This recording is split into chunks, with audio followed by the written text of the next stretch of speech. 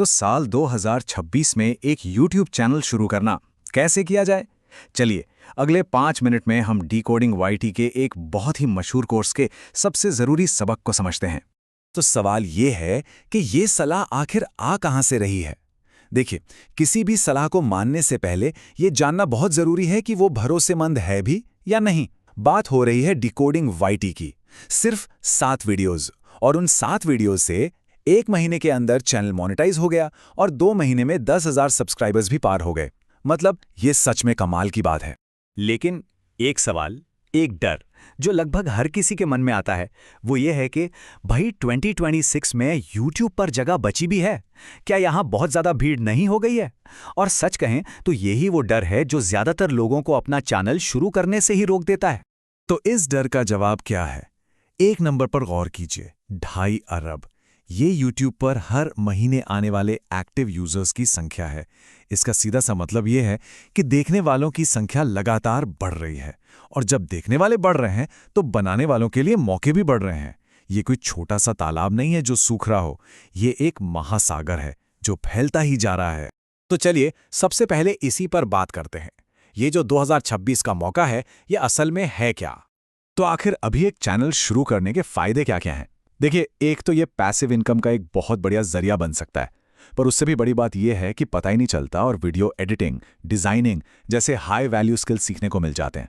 और हाँ, कैमरे के सामने बोलने से जो कम्युनिकेशन और कॉन्फिडेंस बढ़ता है, वो तो खैर अलग ही लेवल पर है। ठीक है, ये सब सुनने में तो बहुत अच्छा लगता है, लेकिन सवाल ये है कि पहला कदम क्या हो, शुरुआत कहाँ से करें? और इसका जवाब है सबसे जरूरी चीज, अपनी नीश खोजना। अब ये नीश है क्या भला? देखिए, बिल्कुल आसान भाषा में कहें तो ये आपके चैनल का टॉपिक है। इसको ऐसे समझिए जैसे कोई टीवी चैनल होता है। जब कोई स्पोर्ट्स चैनल लगाता है तो उसे पता होता है कि वहां सिर्फ स्पोर्ट्स की ही बात होगी। बस यही क्लैरिटी एक चैनल के लिए भी जरूरी है। तो सवाल उठता है कि ये नीश ढूंढे कैसे? इसके लिए एक बहुत काम का फॉर्मूला है जिसे 3P रूल कहते हैं। पहला पी है पैशन, मतलब वो कौन सा टॉपिक है जिसमें सच्ची दिलचस्पी है।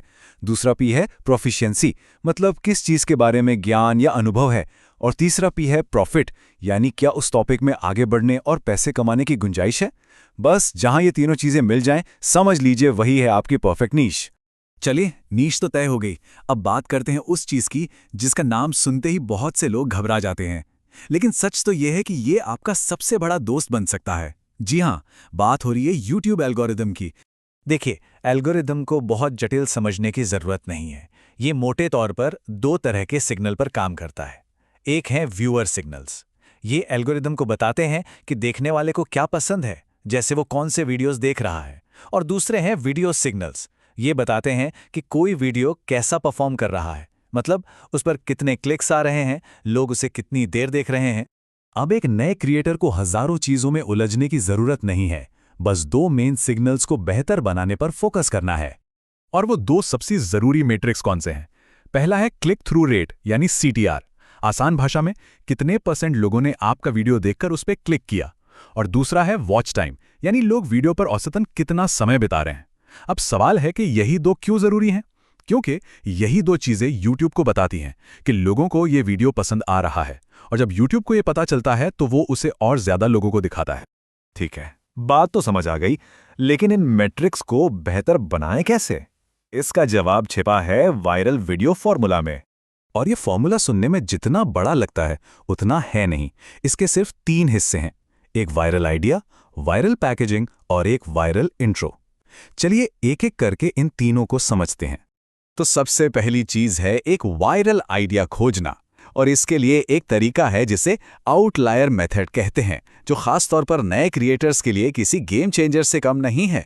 तो ये आउटलायर वीडियो होता क्या है? ये किसी छोटे चैनल का वो वीडियो होता है जिस पर उसके बाकी वीडियोस के मुकाबले कहीं ज्यादा व्यूज आते हैं। इससे यह साबित होता है कि टॉपिक में दम है, ना कि क्रिएटर के नाम में। मतलब लोग उस टॉपिक को देखना चाहते हैं, फिर चाहे उसे कोई भी बना रहा हो। ठीक है, आइडिया तो मिल गया।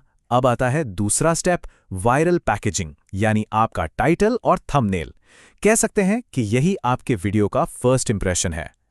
और यहां बस एक ही चीज याद रखनी है, पैकेजिंग का सिर्फ और सिर्फ एक मकसद है, लोगों में जिज्ञासा, एक क्यूरियोसिटी पैदा करना। अगर टाइटल और थंबनेल देखकर किसी के मन में ये सवाल आ जाए कि अरे ऐसा क्या है इस वीडियो में, तो समझिए कि वो क्लिक्स जरूर करेगा।